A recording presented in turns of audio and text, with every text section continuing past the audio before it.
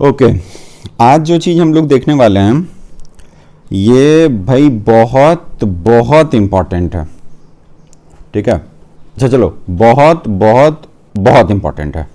ठीक है, क्योंकि ये आपको अकाउंट्स में भी काम आएगा, बिजनेस स्टडीज़ में तो काम आएगा ही आएगा, और इकोनॉमिक्स में तो ऐसा काम नहीं आएगा, बट एक जनरल नॉलेज के लिहाज से भी, जनरल नॉलेज एज इन अगर आप आगे चल के सीए वगैरह करते हो कुछ भी, तो वहाँ भी आपके काम आएगा। फाइनेंशियल मैनेजमेंट करके पूरा वहाँ पे सब्जेक्ट होता है, तो वहाँ काम आएगा।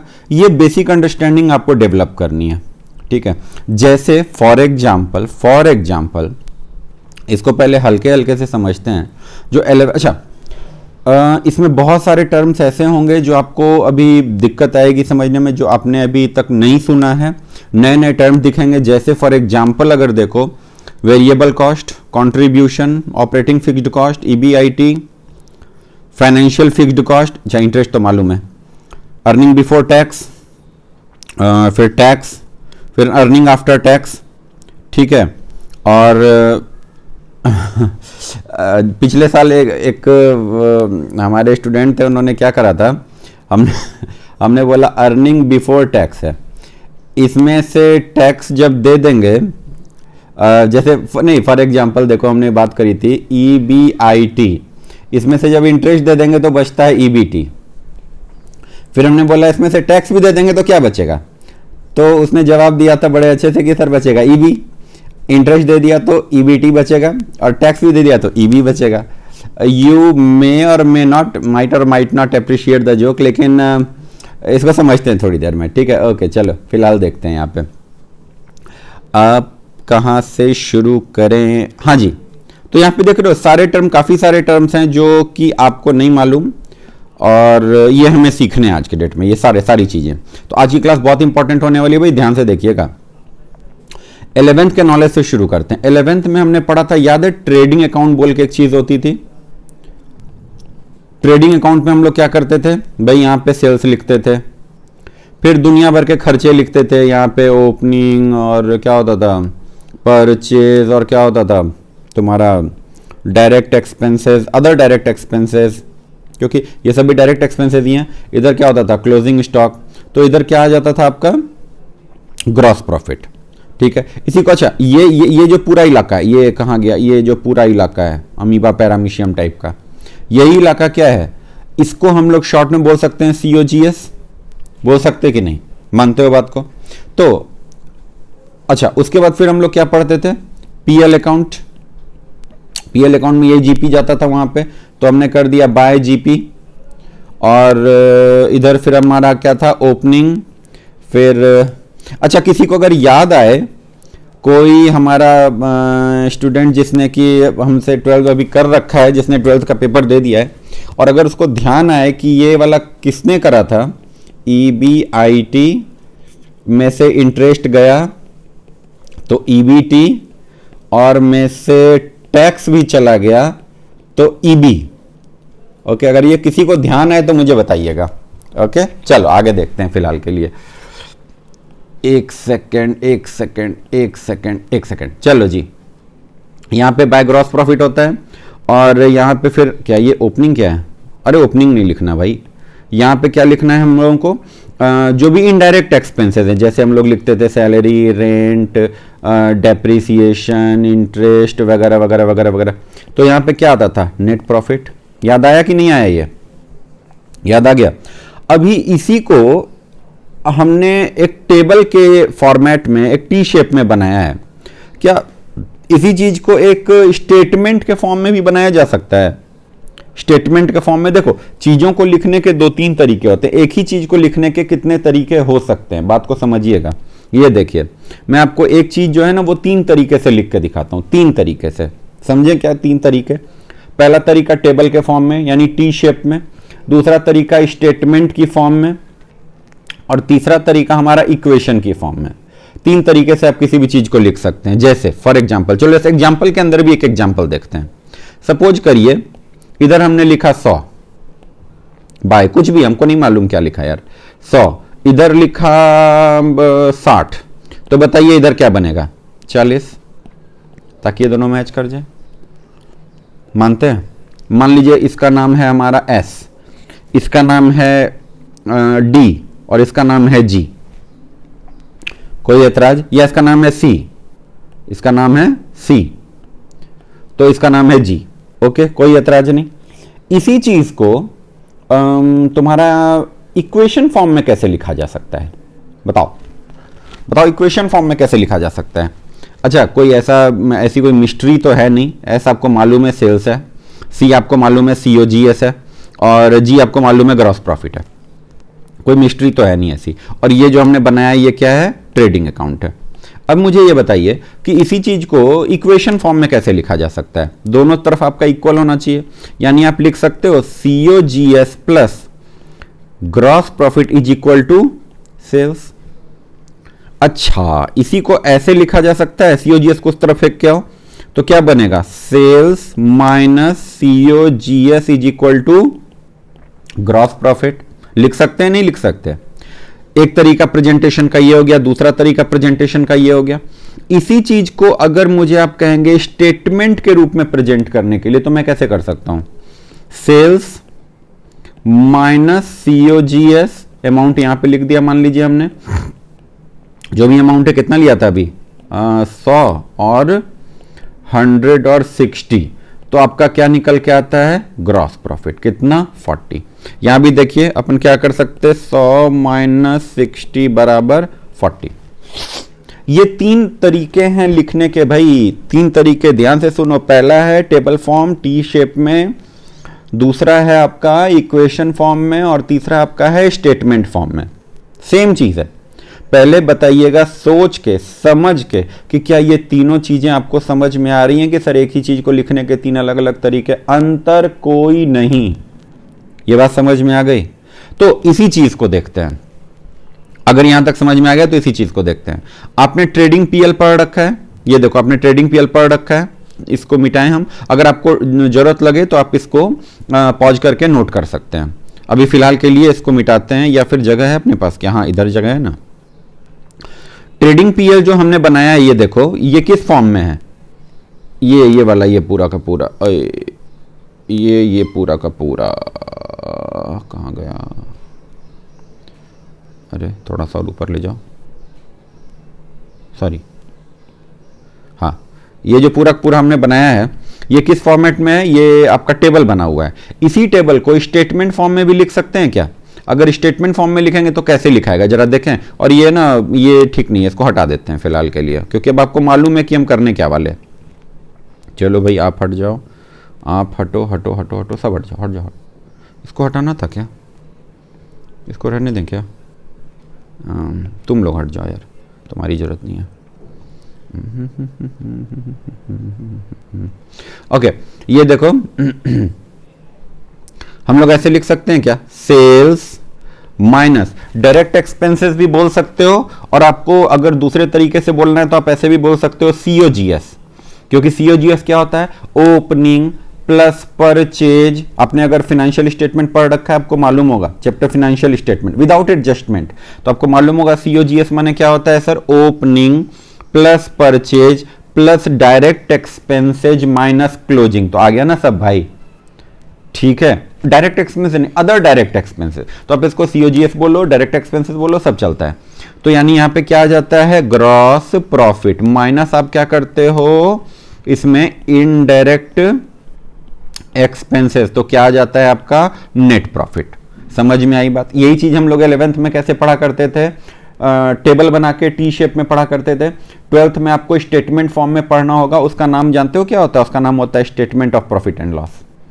11th में हम लोग जो पढ़ते थे उसका नाम क्या था? Trading and PL account. वहां हम लोग पढ़ते थे TPL, अभी हम लोगों को क्या पढ़ना है? SPL। तो इस पे तो अलग अलग से आप आया यार, क्या बताएं। चलो खैर, जो भी है।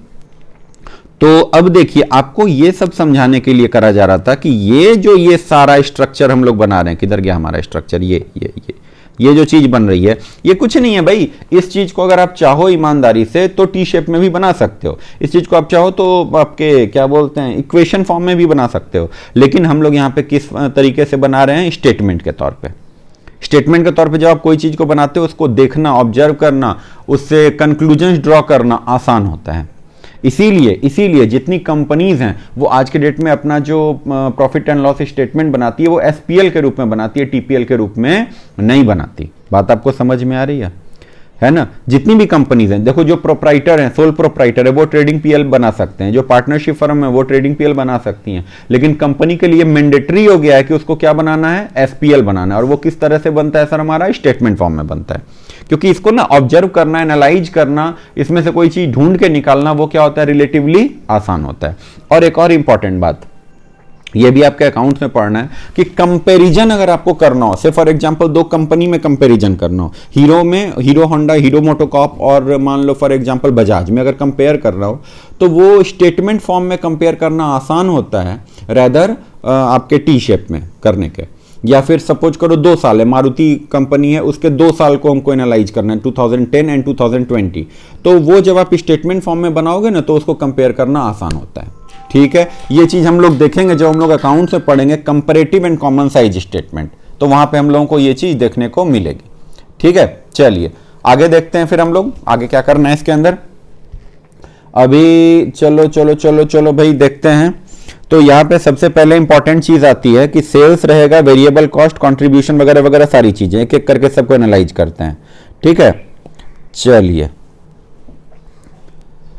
तो सबसे पहला अच्छा एक मिनट मोस्ट इंपॉर्टेंट भाई देखो, मैं जो चीजों को मिटा रहा हूं आपकी मर्जी आएगी, आप पीछे जाना जहां पे लिखा हुआ है और वहां से आप इसको पॉज करके सबको नोट डाउन कर लेना। ठीक है, मैं मिटा रहा हूं क्योंकि मुझे यहां पे जगह चाहिए। ठीक है जी, चलो एक सेकंड मैं मिटा दूं इन चीजों को। हाँ, क्योंकि काम की चीज अभी हमारे लिए मतलब की चीजें यही है। चलो देखते हैं भाई क्या हो सकता है।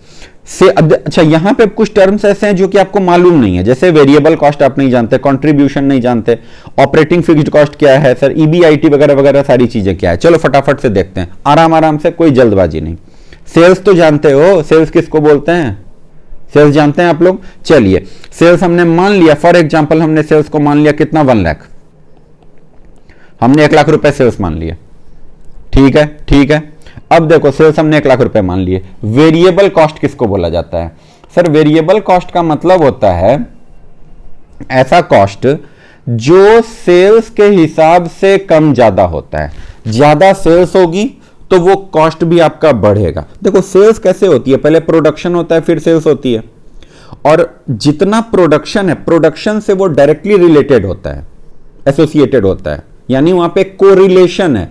जिस कॉस्ट का, ध्यान से सुनियो, जिस कॉस्ट का प्रोडक्शन के साथ डायरेक्ट कोरिलेशन है उसको हम लोग क्या, या पॉजिटिव कोरिलेशन है, मैं रिफ्रेज करता हूं बात को, जिस भी इसका आपके कॉस्ट का प्रोडक्शन के साथ एक पॉजिटिव कोरिलेशन बनता है, चाहे तो एकदम परफेक्ट पॉजिटिव या समहाउ पॉजिटिव, उसको हम लोग बोलते हैं वेरिएबल कॉस्ट। यानी जैसे जैसे आप प्रोडक्शन बढ़ाओगे ये खर्चा भी आपका प्रोपोर्शनेटली बढ़ेगा। एग्जैक्ट प्रोपोर्शन हो सकता है ना हो, थोड़ा बहुत कम ज्यादा तो होता ही रहता है, बट आपका प्रोपोर्शनेटली बढ़ेगा। और अगर आप प्रोडक्शन अपना क्या करोगे, कम करोगे, तो ये आपका जो है, आपका जो एक्सपेंस है वो क्या होगा, ये कॉस्ट आपका क्या होगा, कम होगा। फॉर एग्जाम्पल एक आदमी है, वो से फॉर एग्जाम्पल वो क्या बनाता है, वो फोन बनाता है, एक कंपनी है जो फोन बनाती है। अभी समझने वाली बात क्या है, आप अगर फोन ज्यादा बनाओगे, जितना ज्यादा फोन बनाओगे, ये फोन जितना ज्यादा आप बनाओगे, ये फोन जैसा नहीं लग रहा, ये टैबलेट है, ठीक है, तो जितना ज्यादा आप बनाओगे इसको, उतना ही ज्यादा आपका मटेरियल लगेगा। क्या मटेरियल लगता है सर फोन बनाने के अंदर या टैबलेट बनाने के अंदर, सर इसमें आयरन वगैरह लग सकता है, सर इसमें ग्लास लगता है, सर इसमें बैटरी वगैरह लगती है, पता नहीं उसके अंदर क्या क्या चीजें होती हैं भाई, बट आप जितना ज्यादा बनाओगे उतना ज्यादा मटेरियल लगेगा। अच्छा छोड़ो, इतना बड़ा एग्जाम्पल क्या लेना, सिंपल सा एग्जाम्पल लेते हैं ना भाई। एक आदमी है जो चेयर बनाता है, अब चेयर बनाना मुझे नहीं आता तो हम लोग ऐसे चेयर बना लेंगे, है ना। एक आदमी क्या करता है, चेयर बनाता है। चेयर बनाने में आप बताओ मुझे वेरिएबल कॉस्ट किसको बोलोगे, वेरिएबल कॉस्ट जो ऐसी कॉस्ट है, आप जितना ज्यादा चेयर बनाओगे वो कॉस्ट बढ़ती जाएगी। बताओ वो कौन सी कॉस्ट हो सकती है सर, वो लकड़ी की कॉस्ट है। आप जितना ज्यादा चेयर बनाओगे लकड़ी का खर्चा उतना ज्यादा आपका बढ़ेगा। बात को मान रहे हैं, है ना। वुडन फर्नीचर आप बना रहे हैं तो, और आप अगर किसी दिन कम चेयर बनाओगे तो आपका जो लकड़ी लग रहा है वो कम लगेगा। तो डायरेक्ट एक्सपेंसेस हम किसको बोलते हैं? Direct expenses, sorry, variable cost किसको बोलते हैं? वेरिएबल कॉस्ट उसको बोलते हैं जो आपके प्रोडक्शन से पॉजिटिवली कोरिलेटेड हो। प्रोडक्शन बढ़ेगा तो वेरिएबल कॉस्ट बढ़ेगा, प्रोडक्शन घटेगा तो वेरिएबल कॉस्ट भी आपका घटेगा। ठीक है, कोई आदमी पनीर बनाता है, तो पनीर अगर बनाएगा तो आप बताइए कौन सा ऐसा खर्चा है जो कि आपका पनीर बनाने से, अगर पनीर आप ज्यादा बनाओगे तो ज्यादा लगेगा, कम बनाओगे तो कम लगेगा? दूध का। आप जितना ज्यादा पनीर बनाओगे उतना ज्यादा दूध खरीदोगे आप। बात समझ रहे हैं? तो इसको हम लोग बोलते हैं वेरिएबल कॉस्ट। क्लियर है? क्लियर है? ये वो खर्चे हैं भाई, तुम अगर प्रोडक्शन जीरो कर दोगे तो हो सकता है जीरो भी हो जाए ये खर्चा, और प्रोडक्शन तुम जितना ज्यादा बढ़ाते जाओगे, यानी अगर आप 1 मिनट के लिए अगर आप इसका ग्राफ देखें तो ग्राफ कैसे बनेगा? इसका ग्राफ बनेगा समहाउ इस तरह का। ठीक है, कि आप जैसे जैसे प्रोडक्शन आप बढ़ाते जाओगे वेरिएबल कॉस्ट क्या होता जाएगा? आपका बढ़ता जाएगा। ये रहा आपका क्या? प्रोडक्शन, और ये रहा आपका क्या? Variable cost. बोलिए कोई ऐतराज? कोई ऐतराज? अच्छा, एक्स एक्सिस पे किसको लिया जाए? Dependent variable. नहीं, ठीक है, ठीक है, चलेगा। समझ गए यहां तक बात? अच्छा, अब एक होता है फिक्स्ड कॉस्ट। जब हमने वेरिएबल कॉस्ट पढ़ ही लिया तो एक फिक्स्ड कॉस्ट भी पढ़ो। क्या होता है सर? फिक्स्ड कॉस्ट किसको बोलते हैं? ऐसा खर्चा, आप प्रोडक्शन जीरो करो या बहुत ज्यादा करो, कितना भी करो, ये खर्चा आपका सेम रहता है। ये खर्चा आपका सेम रहता है। फॉर एग्जाम्पल, ये चेयर की शॉप को ले लो, फर्नीचर की शॉप को ले लो, इसके अंदर आदमी रेंट भी दे रहा होगा। तो रेंट जो दे रहा है, आप चेयर कम बनाओ या ज्यादा, रेंट तो आपका उतना ही लगेगा। ये बात आप मानते हैं? रेंट तो उतना ही लगेगा। और किसी चीज को हम फिक्स्ड माने या ना माने, रेंट तो उतना ही लगेगा। तो रेंट को हम फिक्स्ड कॉस्ट में ले सकते हैं। लेबर में प्रॉब्लम आ जाती है कि लेबर जो है वो वेरिएबल कॉस्ट है या फिक्स्ड कॉस्ट। कैलकुलेशन के लिए लेबर को हम लोग वेरिएबल कॉस्ट मान लेते हैं, लेकिन लेबर कई बार फिक्स्ड कॉस्ट भी होता है। फॉर एग्जांपल समझें, फर्नीचर की शॉप है, अगर उसने अपने इंप्लॉइज को कैसे रखा हुआ है? पेरोल पे रखा हुआ है। ये देखो, ये फर्नीचर की दुकान है, ये फर्नीचर की शॉप रखी है हमारी, और इसके अंदर कुछ वर्कर्स काम कर रहे हैं। अब देखो, इसमें से ये 2 वर्कर जो हैं, ये 2 वर्कर ये परमानेंट हैं, इसके पास परमानेंट हैं, पेरोल पे हैं, यानी इनको सैलरी हर महीने मिलती है। तो आप देखो, काम हो या ना हो, इनको तो सैलरी जाएगी जाएगी, ये परमानेंट वर्कर्स हैं। तो आप इनके खर्चे को क्या बोलोगे? Fixed cost. अच्छा, कम भी बने तो भी इनको सैलरी उतनी मिलनी है, चेयर्स कम बनाओ, ज्यादा चेयर्स बनाओ तब भी इनको सैलरी उतनी ही मिलनी है। तो ये हमारे पास क्या है? Fixed cost. ये मेरा भाई जो है, ये बाहर से इंपोर्टेड माल है, यानी जरूरत पड़ने पे इसको बुलाया जाता है, नहीं जरूरत पड़ने पे इसको टाटा बाय बाय कर दिया जाता है। तो मुझे बताइए, ऐसे लोग जो कैजुअल वर्कर्स हैं, कैजुअल वर्कर, दिहाड़ी मजदूर जिनको हम लोग बोलते हैं, कैजुअल वर्कर्स, इनका खर्चा, इनको जो हम वेजेस देते हैं, ये वेजेस हमारे लिए क्या है? ये वेजेस हमारे लिए वेरिएबल कॉस्ट है। क्यों? जितना ज्यादा चेयर्स हम बनाएंगे उतने ज्यादा ऐसे लोगों को हम क्या करेंगे? अपने हायर करेंगे, इंप्लॉय करेंगे, और अगर हमें जरूरत नहीं होगी तो हम इनको अपने हायर नहीं करेंगे। बात समझ में आ रही है? तो ऐसा लेबर जो है, ऐसे वर्कर्स जो हैं, इनको हम लोग क्या बोल सकते हैं? Variable cost. भाई काम रहेगा तो हम आपको रखेंगे, काम नहीं रहेगा तो आपको नहीं रखेंगे। तो लेबर वेरिएबल भी हो सकता है, फिक्स्ड भी हो सकता है। अगर वो परमानेंट वर्कर है तो फिक्स्ड कॉस्ट है, और अगर वो दिहाड़ी वर्कर है तो वेरिएबल कॉस्ट है। समझ रहे हैं इस बात को? कहिए कोई ऐतराज? लेकिन मटेरियल तो भैया वेरिएबल कॉस्ट है। आपने कभी आज तक सुना कि भाई नहीं, आज तो हमने चेयर वेयर कुछ भी नहीं बनाया, फिर भी यार बहुत सारी लकड़ी लग गई, क्या बताएं? अरे जब आपने चेयर बनाई नहीं तो लकड़ी किस बात में लग गई? समझ गए? उसको जला के आपने चाय थोड़ी बनाई होगी। अभी आपको कॉन्सेप्ट थोड़ा थोड़ा तो समझ में आ रहा होगा कि सर वेरिएबल कॉस्ट और फिक्स्ड कॉस्ट का कॉन्सेप्ट क्या होता है। तो जैसे देखो, ये अगर हम लोग बनाएं, इसका ग्राफ बनाएं, पता नहीं मैं एक्सिस इसका सही ले रहा हूं कि नहीं, प्रोडक्शन और फिक्स्ड कॉस्ट। भाई प्रोडक्शन आप यहां हो तो भी फिक्स्ड कॉस्ट इतना ही रहेगा। जैसे मान लो इसका ऐसे करके बन सकता है, ठीक है, कि भाई जब प्रोडक्शन इतना है तो भी फिक्स्ड कॉस्ट इतना ही लग रहा है, प्रोडक्शन आपने बढ़ा दिया तो भी इतना ही लग रहा है, आपने और बढ़ा दिया तो भी इतना ही लग रहा है। ठीक है, तो ये हो गया आपका क्या? Fixed cost. अब आते हैं वापस यहां पे, चलिए देखते हैं। सबसे पहले आप उठाते हो क्या? सेल्स, और एक बात, अरे क्या खतरनाक बात बन रही देखो आज तो। फिक्स्ड कॉस्ट भी जो होते हैं वो हमारे पास जीवन में दो तरह के होते हैं। फिक्स्ड कॉस्ट कितने तरह के होते हैं हमारे पास? दो तरह के। देखो फिक्स्ड कॉस्ट दो तरह के होते हैं, कौन कौन से? एक होता है हमारा जी ऑपरेटिंग फिक्स्ड कॉस्ट, और एक होता है हमारे पास जीवन में फाइनेंशियल फिक्स्ड कॉस्ट। ये दोनों क्या क्या होता है गौर से सुनिएगा। अच्छा कोई ज्यादा खतरनाक बात नहीं है, ध्यान देने वाली बात है बस, और कुछ भी नहीं। ऑपरेटिंग फिक्स्ड कॉस्ट और फाइनेंशियल फिक्स्ड कॉस्ट। अब यहां देखो ऑपरेटिंग वर्ड इसमें लगा है और यहां फाइनेंशियल वर्ड लगा है, ठीक है। तो 12th में आपको यह भी पढ़ना है। कहां पढ़ना है भैया? ये आपको पढ़ना है आपके कैश फ्लो स्टेटमेंट नाम के चैप्टर में, कैश फ्लो स्टेटमेंट, ठीक है। आज की क्लास अगर थोड़ी सी लंबी हो जाए तो बियर करना यार, ठीक है, क्योंकि कॉन्सेप्ट पूरा करके ही हम लोग ओवर करेंगे। तो ऑपरेटिंग एक्टिविटीज और फाइनेंशियल एक्टिविटीज, और एक और होता है इन्वेस्टिंग एक्टिविटीज, ये हम लोग पढ़ते हैं कहां? कैश फ्लो स्टेटमेंट आपके अकाउंट से। मैंने बोला ना आज जो चीज आप पढ़ोगे ये आपको बहुत जगह हेल्प करने वाला है, बहुत जगह हेल्प करने वाला है। तो ऑपरेटिंग फिक्स्ड कॉस्ट और फाइनेंशियल फिक्स्ड कॉस्ट समझो। ऑपरेटिंग फिक्स्ड कॉस्ट मतलब होता है ऐसा खर्चा, ऐसा कॉस्ट जो आपका लगना ही लगना है बिजनेस के अंदर, लेकिन इसमें वो फिक्स्ड कॉस्ट शामिल नहीं है जो आपने कहीं से उधार वगैरह लिया और उसका इंटरेस्ट है। यानी फिर से समझते हैं। पहले अगर हम लोग फाइनेंशियल फिक्स्ड कॉस्ट को पढ़ लें तो उसके अलावा जो कोई भी फिक्स्ड कॉस्ट है वो ऑपरेटिंग फिक्स्ड कॉस्ट है, और एग्जांपल भी अभी डिस्कस करेंगे।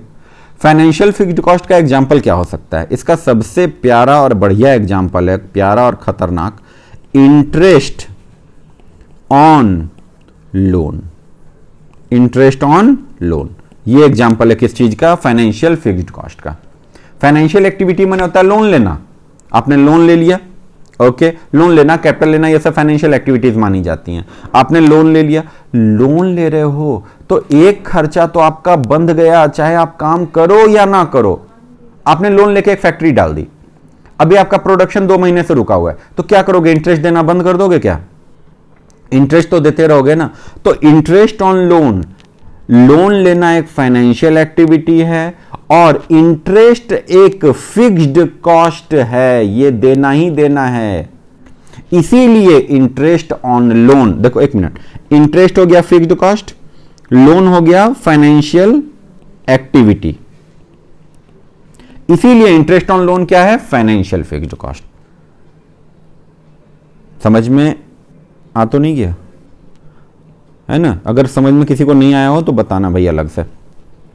तो फाइनेंशियल फिक्स्ड कॉस्ट मतलब फाइनेंशियल एक्टिविटीज से लगने वाला fixed cost financial fixed cost कहलाता है। और इसके अलावा कोई भी फिक्स्ड कॉस्ट है वो कौन सा फिक्स्ड कॉस्ट है? ऑपरेटिंग फिक्स्ड कॉस्ट है, याद रहेगा। Any fixed cost which is not a financial fixed cost is an operating fixed cost. इसका एग्जाम्पल क्या हो सकता है सर? इसका एग्जाम्पल बताइए। एग्जाम्पल हो सकता है रेंट। भाई तुम काम करो या ना करो, बिल्डिंग का रेंट तो देना ही पड़ेगा जहां तुमने फैक्ट्री डाल रखी है, ऑफिस का रेंट तो देना ही पड़ेगा जहां तुमने ऑफिस बना रखा है। सर स्टाफ की सैलरी, कौन से स्टाफ की? कौन से स्टाफ की? जो पेरोल पे है, जो आपके यहाँ फिक्स्ड वर्कर्स हैं, जो आपके यहाँ बने रहेंगे, जो जिनका आना जाना लगा हुआ है, वो लोग की बात नहीं कर रहा मैं। जो लोग आपके यहाँ बने हुए हैं, जिनको हर महीने सैलरी मिलती है, पीएफ ग्रेच्युटी वगैरह सब मिलता है, वो लोग। डेप्रीसिएशन, क्योंकि ये भी आपका लगेगा ही लगेगा, आप मशीन से काम करो या ना करो, मशीन में जो डेप्रीसिएशन लगना है वो तो लगेगा, क्योंकि डेप्रीसिएशन 2-3 रीजन से लगता था, याद है ना? टाइम, यूज और टेक्निकल एडवांसमेंट। तो भाई आपने यूज कम करा, चलो मान लेते हैं, लेकिन फिर भी टाइम तो उसमें जा रहा है, टाइम तो खर्च हो रहा है ना भाई, टेक्निकल एडवांसमेंट्स तो आ रही हैं, ठीक है। चलिए उसके बाद देखते हैं अगला हमारे पास क्या बनेगा। रेंट हो गया, सैलरी हो गया, डेप्रीसिएशन हो गया। इसके बाद हमारा क्या बन सकता है? और देखो अभी याद नहीं आ रहा फिलहाल। रेंट हो गया, सैलरी, बहुत सारी चीजें यार, क्या बात करते हो, बहुत सारी चीजें, ठीक है। आप अपना ट्रेडिंग पीएल उठा के देख लेना और खुद सोचना भाई कौन सी चीजें जो लगनी है, चाहे जो हो जाए। तो वो सब के सब आपके क्या है? Operating fixed cost.